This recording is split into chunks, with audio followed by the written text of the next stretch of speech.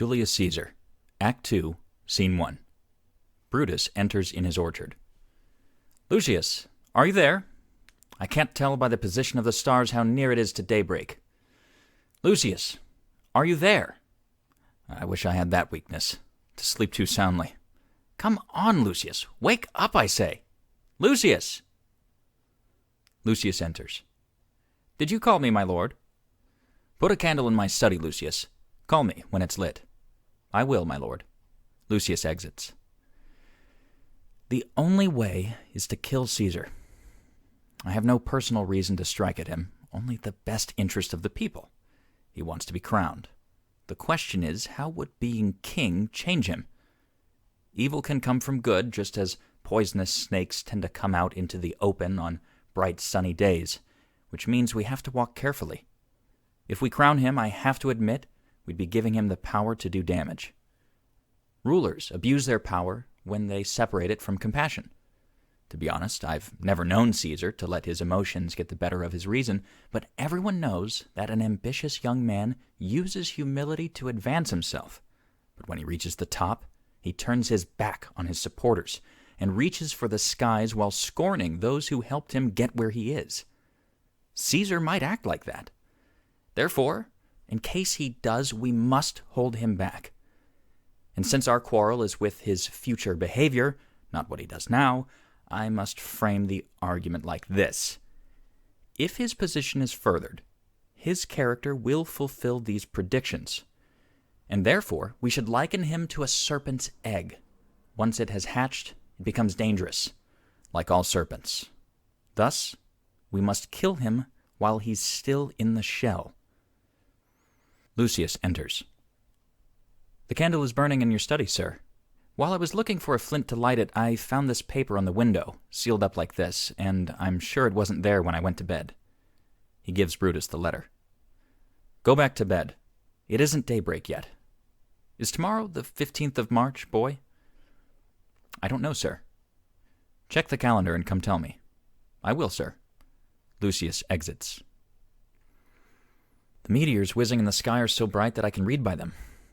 He opens the letter and reads. Brutus, you're sleeping. Wake up and look at yourself. Is Rome going to... etc. Speak, strike, fix the wrongs. Brutus, you're sleeping. Wake up.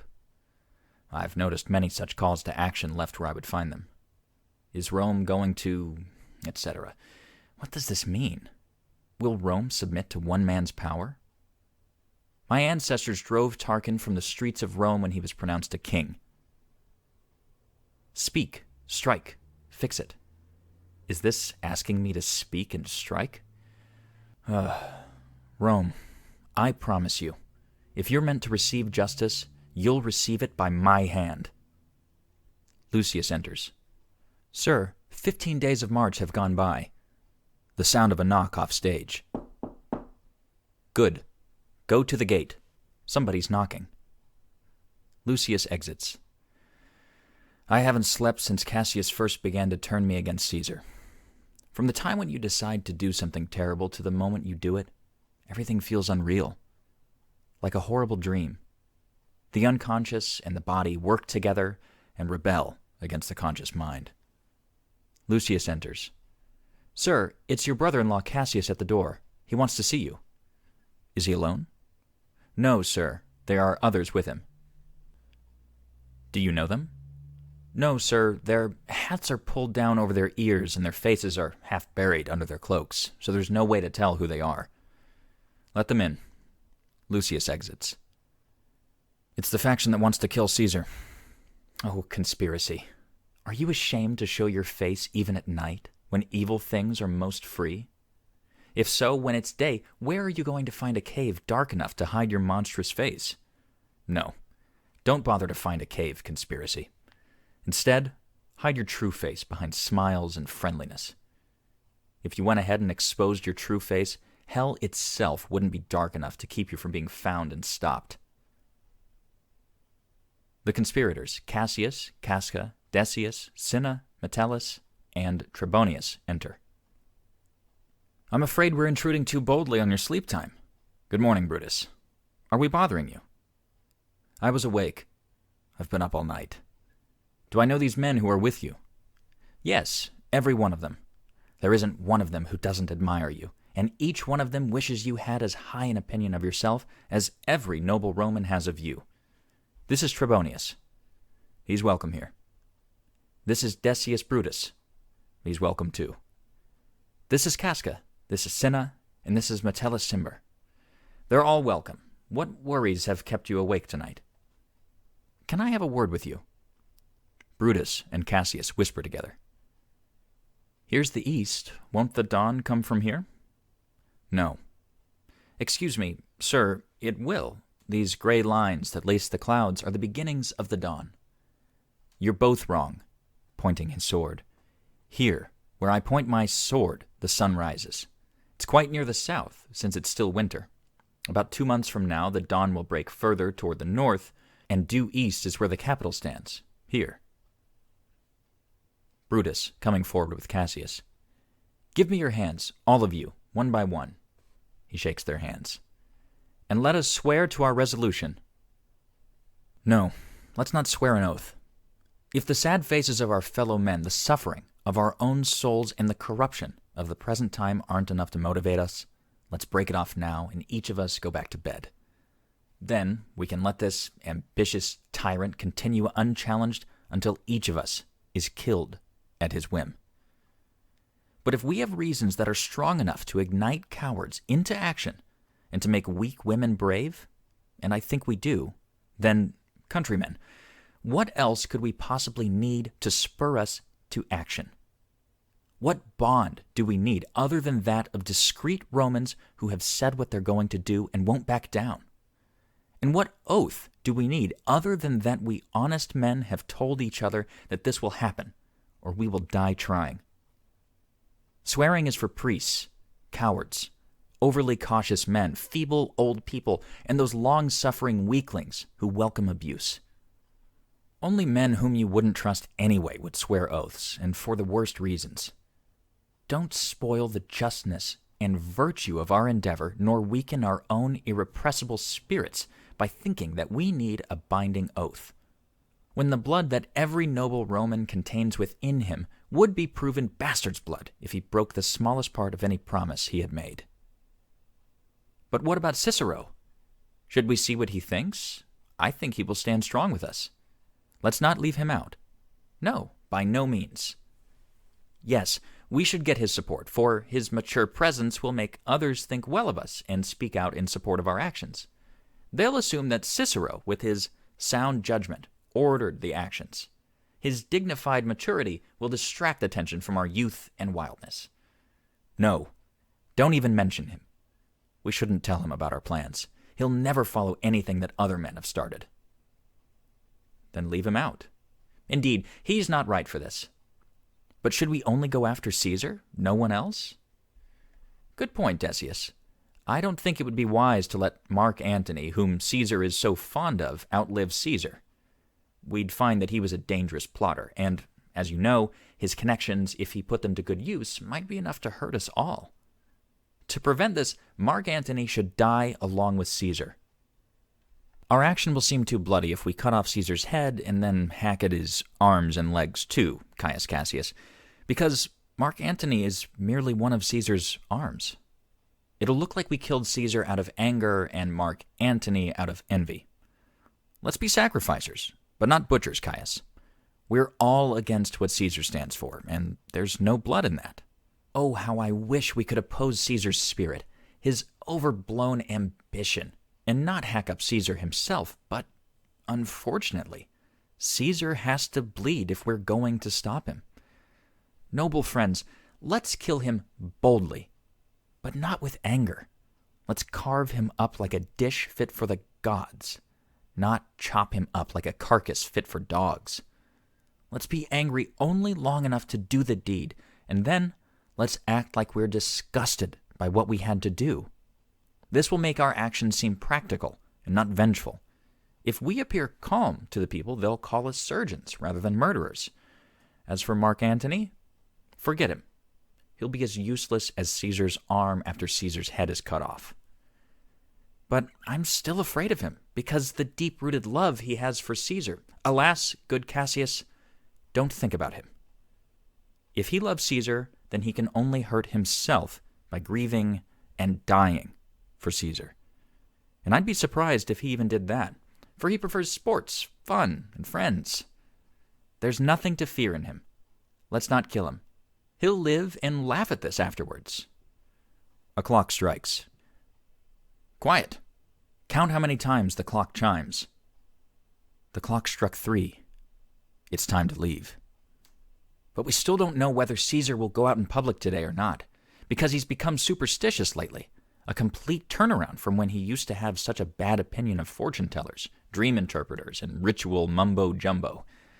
It might happen that these strange signs, the unusual terror of this night, and the urgings of his fortune-tellers will keep him away from the capital today. Don't worry about that. If he's reluctant, I can convince him. He loves to hear me tell him how men can be snared by flatterers, just like unicorns can be captured in trees, elephants in holes, and lions with nets. When I tell him he hates flatterers, he agrees, just at the moment when I'm flattering him the most. Let me work on him. I can put him in the right mood, and I'll bring him to the capital. No, we'll all go there to bring him. By 8 o'clock. Is that the latest we can do it? Let's make that the latest, but be sure to get there before then. Caius Ligarius doesn't like Caesar, who berated him for speaking well of Pompey. I wonder that none of you thought about getting his support. Good, Metellus. Go to him now. He likes me, and I've given him good reason to. Just send him here, and I'll persuade him. The morning is approaching. We'll leave, Brutus. Friends, go your separate ways. But all of you, remember what you've said and prove yourself true Romans. Good gentlemen, look like you're rested and happy. Don't let our faces betray our plans. Instead, carry yourselves like Roman actors with cheerful spirits and well-composed faces. And so, good morning to all of you. Everyone except Brutus exits. Boy! Lucius! Fast asleep? Well, enjoy the sweetness of deep sleep. Your brain isn't stuffed with the strange shapes and fantasies that come to men who are overwhelmed by worries. That's why you sleep so soundly. Portia enters. Brutus, my lord. Portia, what are you doing awake? It isn't good for your health to expose your weak body to the raw, cold morning. It's not good for your health either. You rudely snuck out of bed, and last night at dinner you got up abruptly and paced back and forth with your arms crossed, brooding and sighing, and when I asked you what was the matter, you gave me a dirty look. I asked you again, and you scratched your head and stamped your foot impatiently.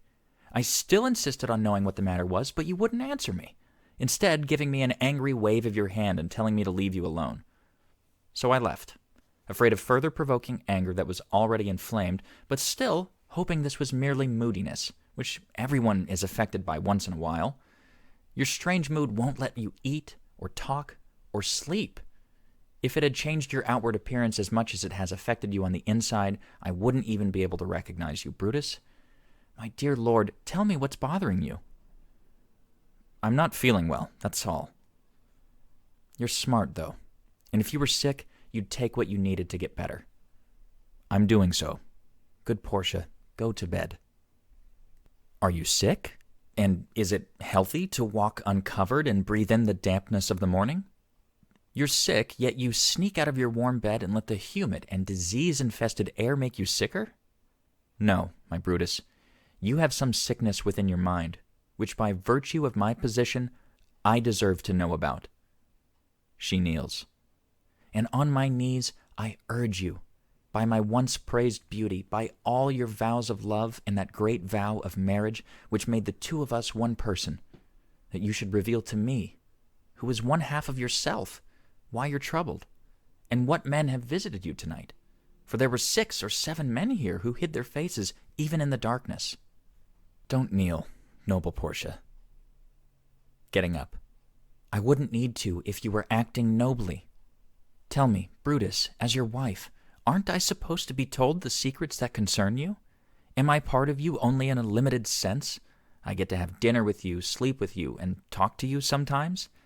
Is my place only on the outskirts of your happiness?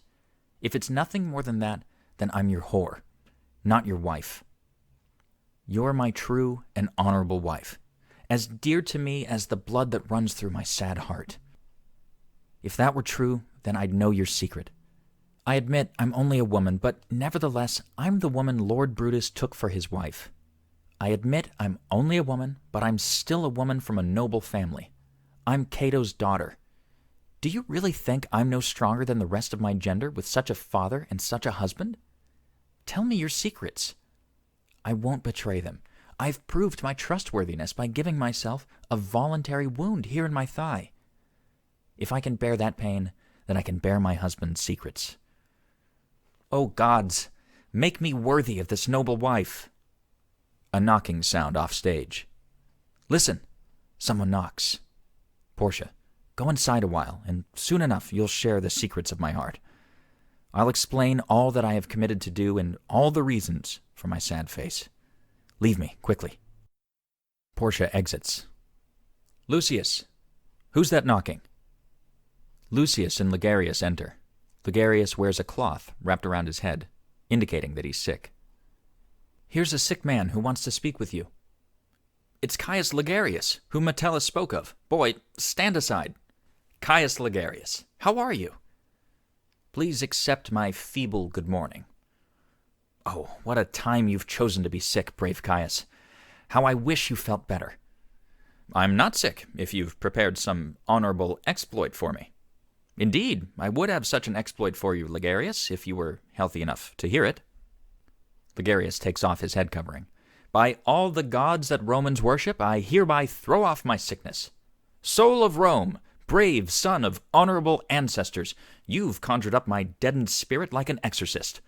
Now, say the word, and I will tackle all kinds of impossible things, and succeed, too. What is there to do? A deed that will make sick men healthy. But aren't there some healthy men whom we have to make sick? That, too. My dear Caius, I'll explain the task at hand to you as we walk toward the man we must do it to. Start walking, and with an energized heart, I'll follow you. To what? I don't know, but I'm satisfied simply knowing that Brutus leads me. Thunder. Follow me, then. They all exit.